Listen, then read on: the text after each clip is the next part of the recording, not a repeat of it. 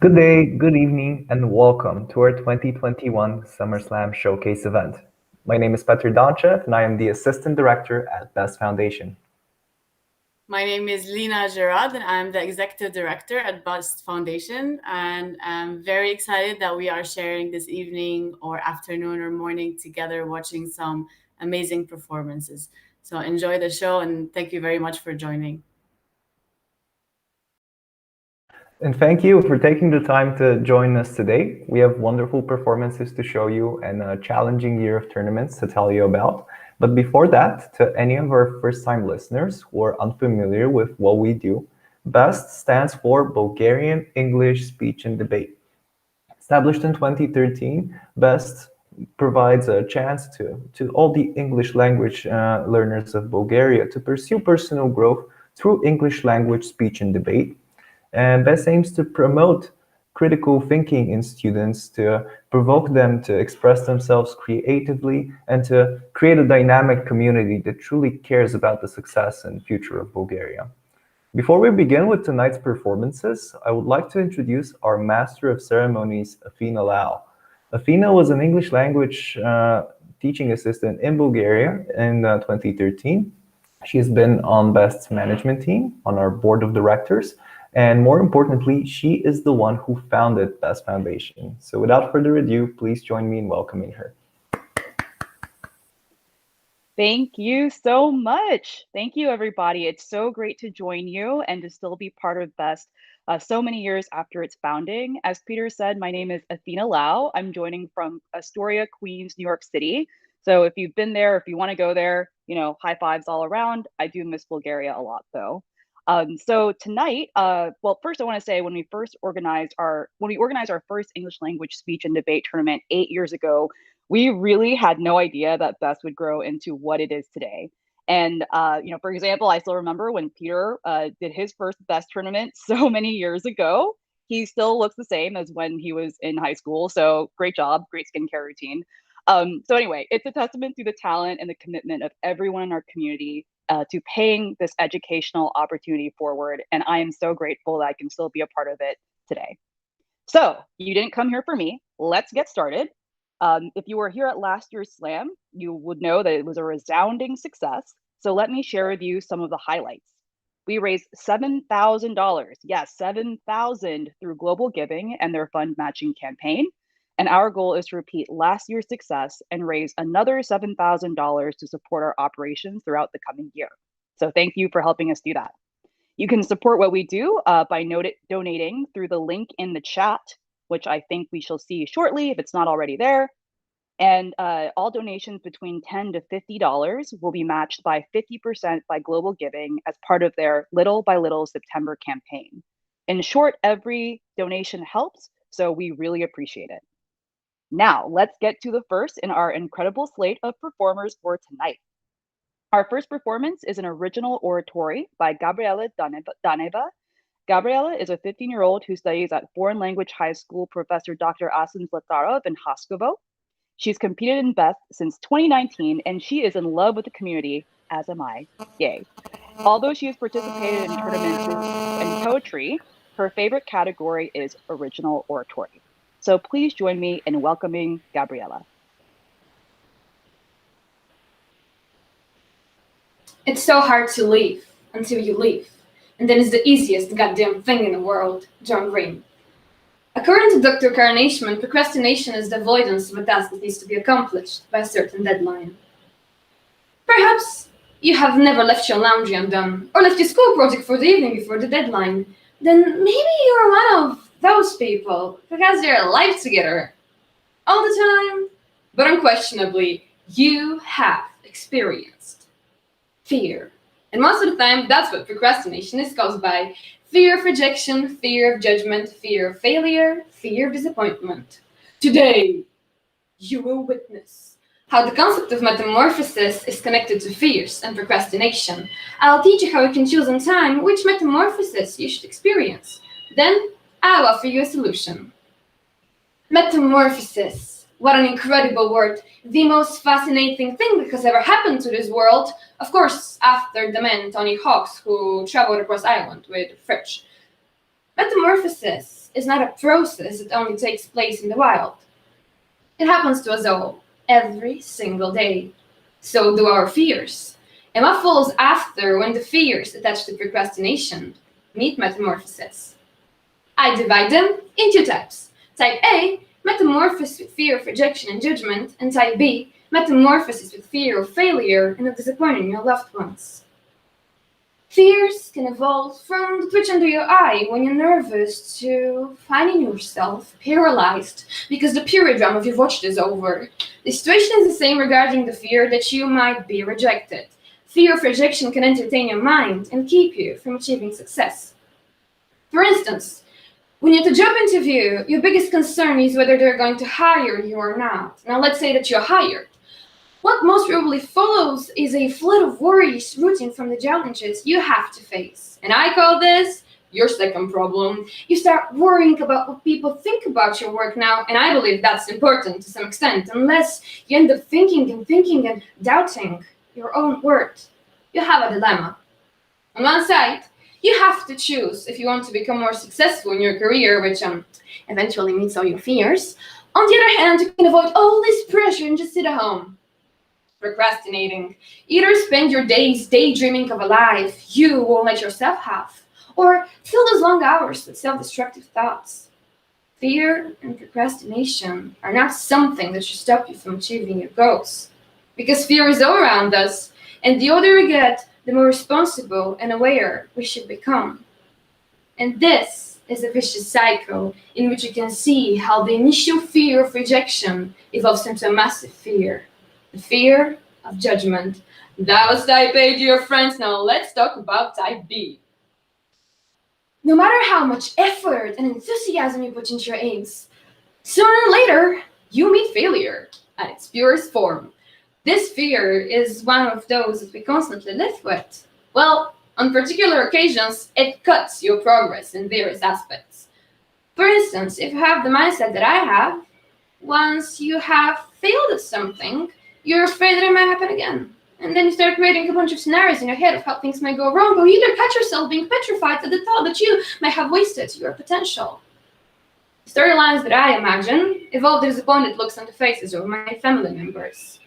Those kind of thoughts are extremely overwhelming, in addition to being very time-consuming, which is a recipe for, that's right, procrastination, dun dun dun.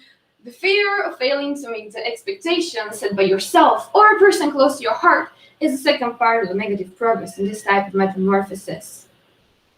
These were types A and B of metamorphosis about fears attached to procrastination. But what about metamorphosis regarding procrastination in general? People can procrastinate anything that they want to do or anything they don't realize they're scared of. According to Joseph Harari, a professor of psychology at DePaul University in Chicago, around 20% of the USA adults are chronic procrastinators. But what is more interesting? The percentage is the same in almost every country. That's because Yuge Yuzun, a research scientist at Bahçeşehir University in Istanbul, asked her co-workers once what the number of procrastinators in the other countries is. And after long research, they found out that it's 20% in over 15 research places around the world. Dear procrastinator listening to this, you are unique. As everything has a good and a bad side, so does the metamorphosis with procrastination in general. And Hogwarts. For example, as in Hogwarts, there are Harry Potter and Draco Malfoy. There are also two types of procrastination in general. The one that I call Draco, which is obviously the bad one, he represents a process which starts when you don't know that you're scared of something and you procrastinate it. In the beginning, it may seem that it's not much of a problem and you keep doing it, and now things you're postponing are getting bigger and more important. Soon, you'll be ignorant not only in a specific area of your work or a certain relationship, but in your life as a whole. When you stay in your comfort zone, nothing bad happens. However, neither does anything good. You don't live anymore. You postpone your existence. The other type, Harry, the good one, shows how from a regular procrastinator or a chronic one, you can turn to a more responsible and happy person. Every challenge you face and accept should empower you, as there is a lot that awaits. The fact that you have beaten Voldemort doesn't mean he won't come back and bring friends. He will. However, the very same things that challenge us are the ones that help us grow. Every battle matters. It is time for my last question. If you are a procrastinator, which metamorphosis do you want to experience the most, and are you ready for it? Dear friends, hold your breath. It might be your last one, because it's time for the solution, and I am breathtaking. The key of stopping procrastination and becoming a happy and satisfied human being is practice. But before that, you should follow these steps. First, realize that you're a procrastinator. And most importantly, don't just stop there, because if you realize that you have a problem and you're not doing anything about it, you will fall in a void of thoughts that will lie to you how powerless you are. Second, imagine what if and set your goals. You're good creating stories in your head, right? Then every time you're scrolling through Baby Yoda memes, just think about two things. First, these memes are already old. And second, are you going to be happy because of something like this? For months. Or because you finally got the job that you wanted. Or ask your friend a question that could be bothering you for weeks. Set your goals. Imagine what is most important to you in the long run. Third, start a task. By doing this, you have gone half the way to solving this problem, because we choose to be prisoners of the things that we dread. They tell us not to face our problems, but this is how we make them look enormous. Sit down, figure out what you have to do, and start practicing. Practice facing your fears every day. Practice forgiving people. Practice being kind to yourself. Practice writing stories if you want to become an author, because when somebody asked Ray Bradbury how to write a good story, he said, write one short story every week for a year. Because nobody can write 52 bad stories. Practice dancing with your grandma. Practice being thankful, and you'll see how this practice will bring you the sense of fulfillment.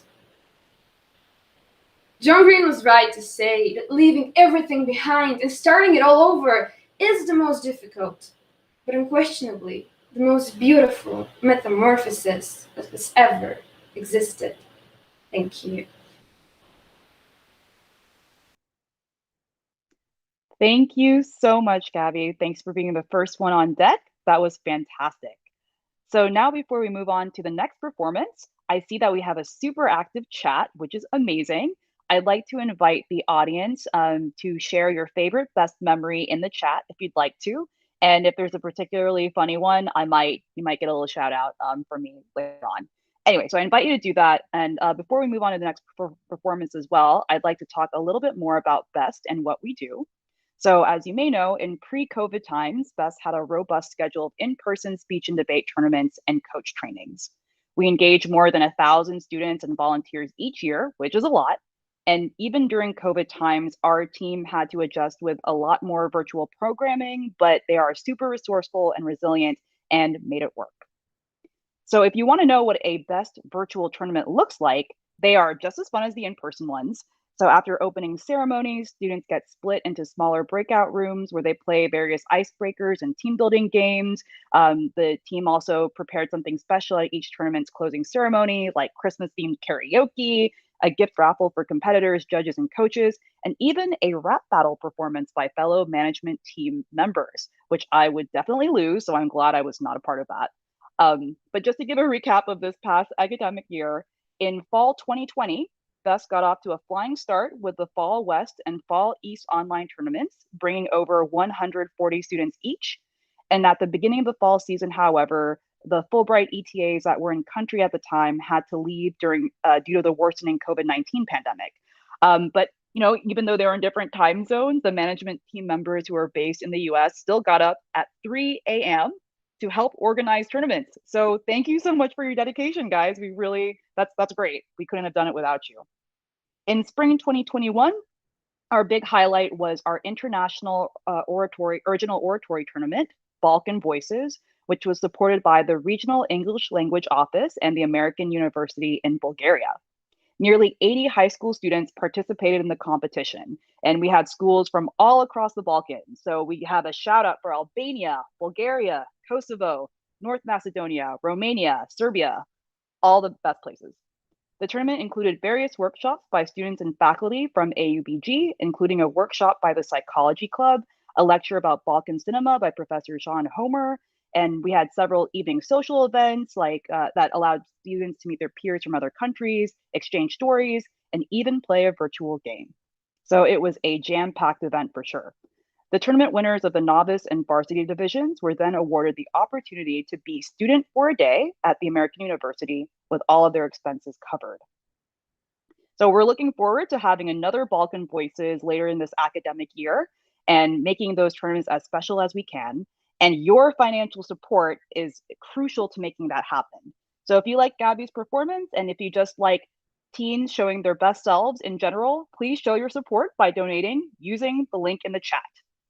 Just to give you a sense of what $50 covers, that covers the cost of mailing all trophies for one entire tournament. So your $50 can make like 50 more kids winners that wouldn't have that tangible item otherwise. So please help out. Oh yes, and I'm seeing in the chat, we have some, yes, the rap battle. Okay, we have a survivor from that. A birthday cake. Okay, Boris, some people were getting some love during our tournaments. Thanks for sharing your memories, y'all. Okay, our next performance. So we have a poetry interpretation by Billian Donneva. And I know that the internet gods were a little volatile today. So just checking to see if her connection is back on. Okay, I'm seeing her. That is great. So just to introduce Billy, she's a 12th grader from Foreign Language High School, Akademik Ludmil Stoyanov in Blagoevgrad, which is fantastic. That's where I taught when I was in ETA. So hugs to you, Billy. Her favorite categories are prose and poetry, and she enjoys astrology, makeup, writing, and singing bad karaoke. That's in her own words. I'm sure she's great. So she'll be performing her poetry pieces, How to Love Your Introvert by Kevin Yang and Love Poem Medley by Rudy Francisco. So Billy, take it away. Can you just hear me well? Yes. Okay, amazing. How to love your introvert. 1. We introverts are not always the best at speaking what's in our minds, so in order to get the ball rolling, we often have to resort to tactics that may seem obscure to the average extrovert. This may include subtle clearings of a troll, gentle hand gesturing, and numbers placed carefully into routine conversations where they do not normally belong. 2. You may be asking yourself, how can I be sure that I'm speaking to an actual introvert, not somebody simply masquerading as one? Well, here are a few telltale signs. If the person wraps their arms around your shoulders as they're introducing themselves for the first time, probably not an introvert. If the person uses the words unwind and nightclub in the same sentence, probably not an introvert. If the person attempts to engage in any conversation about the weather and they're not from Minnesota, probably not an introvert. Have you ever been nervous to engage in any romantic interactions whatsoever? Well, introverts feel that on a whole new level. Introverts are often seen as cold or unkind, but they're actually one of the most loving people you will ever meet if they let you in. You should not take their love and affection for granted because they do not give it to just anyone, and most of the times, it is unconditional. How to Love Your Introvert by Kevin Yang and Love Poem Medley by Rudy Francisco. 3. Let's pretend for a second that my desire to socialize could be equated to my desire to exercise. This means catching a cup of coffee with a friend would be a lot like a jog around the block. Bar hopping with buddies would be like finishing a 6-minute mile and my senior prom was a little bit like running the Ironman in the middle of August. Understand that when I say I can hang out tonight, I just came back from a poetry slam, maybe it's not because I hate you. Maybe it's because I'm tired. 4. Understand that even if I do not wear my heart on my sleeve for everyone to see does not mean that it beats any softer than yours. Do not confuse the sound of words rattling off 80 beats per minute with the music of an actual conversation. Just because I cannot commit the act of small talk does not mean I don't have huge things to say. Just because I find peace within myself does not mean that I could ever stop wanting to love so hard because we introverts are not always the best at speaking what's in our minds. So in order to get the ball rolling, we often have to resort to tactics that may seem obscure to your average extrovert. This may include subtle clearings of the throat, gentle hand gesturing, and writing an entire poem just to say things. I love you more than quad trips to the library. I love you more than canceling Friday Night Plans, baby! I love you more than Tumblr. And when the world is shouting far too loudly for any of us to hear our own voices, and when my words cling far too tightly to my chest, I just want you to know that I love you. To the boy who works at Starbucks down the street from my house, swear to God, I'm not a stalker. That's the title.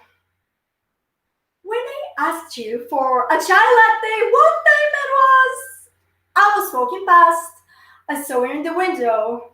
To be honest, I only came out here because I had to know what your voice sounded like. Instead of saying that, I got really nervous and ordered the first thing on the menu. I don't even know what chai is. Or latte, for that matter. I spent the last 5 days trying to figure out how am I going to introduce myself to you properly, and I finally figured it out. It's going to be something like, that's all I got so far, but I think it's a good start. I'm gonna be honest, it's not often that I find myself eager to write about love. In fact, every time I try to write about love, my hands cramp just to show me how painful love can be. Sometimes my pencils break just to prove to me that every now and then, love takes a little more work than you planned. I heard that love is blind, so I write all of my poems in braille, and my poems are never actually finished because true love is endless. I'm gonna be honest, I'm not much of a love poet, but if I was to wake up tomorrow morning and decided I was going to write about love, my first poem, it will be about you. About how I love you the same way I learned how to ride a bike. Scared, but reckless, with no training wheels or elbow pads, so my scars can tell the story of how I felt for you. I'm gonna be honest, I'm not much of a love poet, but if I was, I'd write how about I see your face in every cloud, your reflection in every window. If I was a love poet, I'd write about how I melt in front of you like a nice sculpture every time I hear the vibration in your voice. And I swear, I'm usually not a love poet, but if I was to wake up tomorrow morning and decide that I was going to write about love, my first poem, it will be about you. Thank you.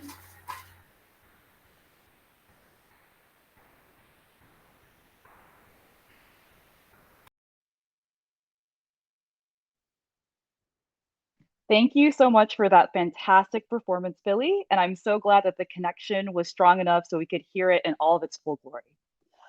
So now, just an update. Thank you everyone as well for sharing your best memories in the chat, your best memories. I know we make that pun way too much.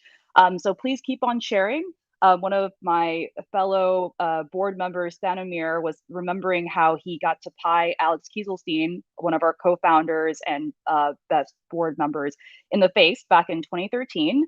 So if you go on our Facebook page, I'm pretty sure you can still find the pictures of that. So have fun, everybody. Yes, I think we also addressed in the chat how much, what amount of donations are being matched by Global Giving. And yes, the amount is $10 to $50. You can see the thermometer showing our donation amount so far. That is awesome. Let's get that green teal color, the best green color, all the way up to 7,000 if we can. So thanks everyone for doing that. Okay, before we move on to our final performer, I just want to talk a little bit about what Bess has been up to this past summer break. So this was an exciting time for us because we introduced a brand new program, our Public Expression and Critical Inquiry Summer Camp. And this was held with the financial assistance and support of the Bulgarian Fulbright Commission. So thank you for that. And I will say, as a co-founder of BES, that summer camp is something that we had been trying to, this was a dream of ours to host and organize since 2013. So the fact that we were able to get it done this past year is incredible. So during the summer camp, students from all over Bulgaria joined us for a week-long event where they were taught about the importance of advocacy, as well as the intricacies of developing and presenting a speech. Students attended daily lectures led by camp director, Dr. Timothy Yaxo, and their afternoons were filled with practice debates and fun recreational activities such as sports, team building games, traditional horo dances, and hiking.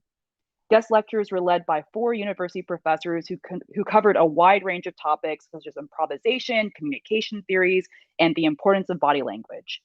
So 26 of our students graduated the program with honorary certificates, and they had a lot of positive feedback about the camp.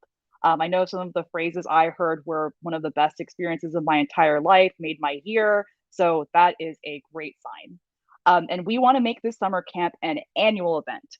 And as you know, we need your help to do that. So if you like Billy's performance, Gabriella's performance, if you just love BES in general, please show your support by donating using the link in the chat again. I talked about how much $50 can cover the cost of trophies for a whole tournament. $100 covers all of the technical expenses for an entire tournament. So you give us $100, we make a tournament happen. So really appreciate that. So now our final performer of today is Christiana Kieranska performing her prose interpretation piece, Adventures with Waffles, which makes me feel hungry and eager to hear what this is about. Christiana is going to be in the 11th grade this upcoming school year. She studies at Foreign Language High School Exar Yosef in Razgrad, and she's been participating in BES since 2019. Her favorite categories are prose and duo, and her hobbies include writing poetry, writing short stories, and listening to different kinds of music. So join me in welcoming Christiana.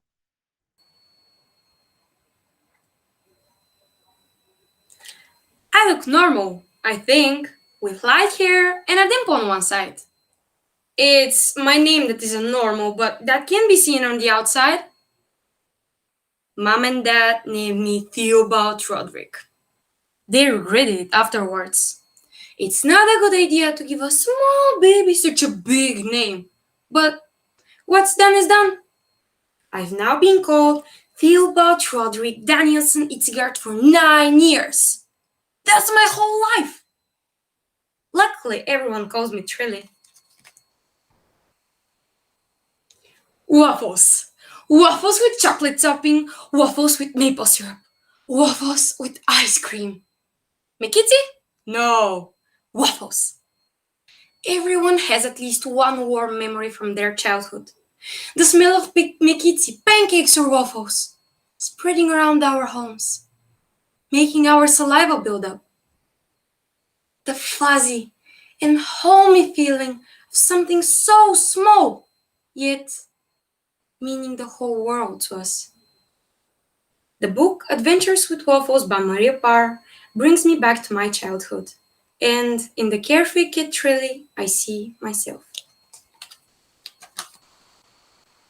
One day, we turned the house into a fortress. Grandpa was my commander. We built defenses in front of all the doors to the house so the thieves would never get in. Then, Grandpa suggested inviting Auntie Granny around for a cup of coffee. Auntie Granny's fat and old and is Grandpa's big sister. She lives a few miles away and comes to visit us every Christmas, Easter, and so on. I felt all warm inside whenever I saw her. She always smiles. People say that lots of things are the best in the world, but Auntie Granny's waffles really are the best. It's difficult to know when winter is on the way because it comes so quietly. In the afternoon, I got to go with Dad to Auntie Granny's. She wasn't looking forward to the snow coming because she can't travel with the way. She's too old. Auntie Granny told stories while Dad and I ate waffles. They were even better than usual since it was so cold outside. I sat on the sofa, snuggled up by Auntie Granny, and was so happy that it almost hurt. Auntie Granny has the biggest and warmest heart I know of. There's only one thing wrong with her, and that's her knitting. She always gives us knitted things for Christmas. Before we left, I promised to come back when the snow arrived. I could do the shoveling even though it was boring. Then, Auntie Granny gave me a nice wrinkly Auntie Granny hug and promised me a stack of waffles whether I did the shoveling or not.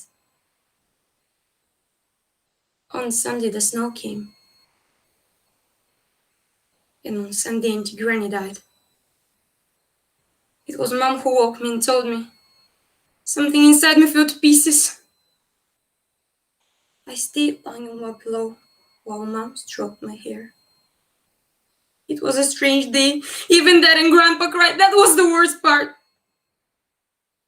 The whole world had been changed because there was no Auntie Granny anymore. Eventually, I went over to the barn where I lay down. My thoughts flew around like snowflakes. Yesterday, Auntie Granny had been just as alive as me. And today she was completely dead. Death is almost like snow. You don't know when it's going to come, even if it tends to come in winter. You can see her one last time if you like, said Mom. That Tuesday I got to see Auntie Granny. I was dreading it. She looked like she was sleeping. I almost thought she was going to open her eyes. I stood there for a long time watching her eyelids. They didn't move. Before we left, I touched her hand. She was cold, almost like snow. Now Auntie Granny's in heaven, Mom said when we came home. Christmas came that year too, but everything was different since Auntie Granny wasn't there with us. Nobody was sitting at her place at the table. Nobody sang in a high-pitched old lady's voice when we went around the Christmas tree. And I didn't receive any knitted jumpers. Imagine being sad about that.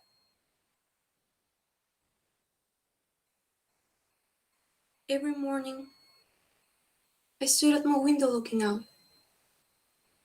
Green shoots were appearing and spring was getting closer. Grandpa chatted with me later that evening. Are you missing Auntie Granny today? I asked. Maybe a little, Grandpa answered. I stood there, looking at him for a while. I wanted to give Grandpa all the good things in the whole world, and all at once I knew what to do. Quietly, I crept away to Grandpa's flat, which was half dark and peaceful. I clambered up onto the kitchen counter and stretched as high as I could, and there it was! Right up on top of the kitchen cupboard. Auntie Granny's waffle iron! I put it on the counter and went into Grandpa's bedroom. Inside his prayer book was a crumpled, faded piece of paper. Waffle hearts threaded the top. In old lady handwriting. That was what Auntie Granny's waffles were called. I'm not very good at baking, but I followed the recipe exactly. And soon, when I had cooked almost all the mixture, Grandpa came in. He was completely flabbergasted to see what I was doing. Surprise! I shouted loudly. And then, Grandpa and I ate waffle hearts for the first time since Auntie Granny had died. I'm sure that she was smiling down on us from heaven. Grandpa smiled too. After 7 rounds of waffles, Grandpa fell asleep in his chair. I laid a blanket over him and crept out. I will never forget the night that I made waffle hearts for Grandpa. Thank you.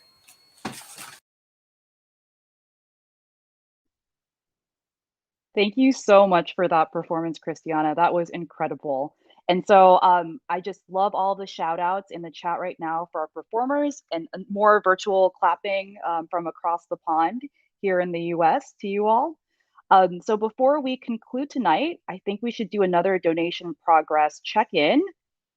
Peter, what do we have? Okay, we are so close. This thermometer, we were at 3,000 before. We are almost to our goal of 7,000.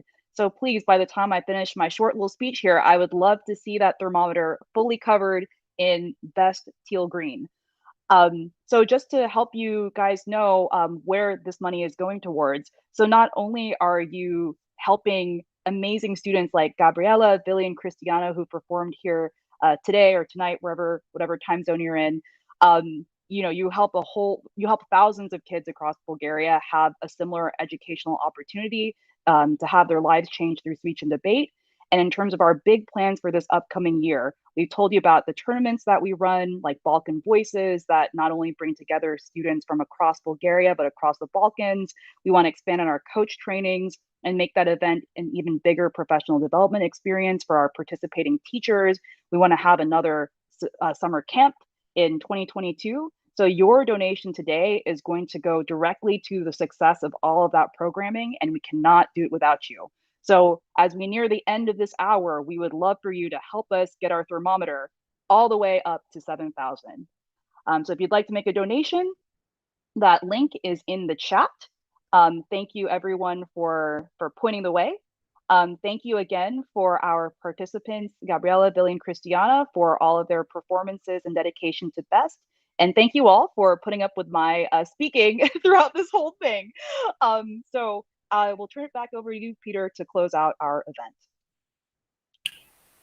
Thank you, Athena, and thank you to everyone who joined us tonight. I hope you have been just as taken aback by the performances as I was. Even though I've seen them a few times, I always get a bit teary-eyed towards the end.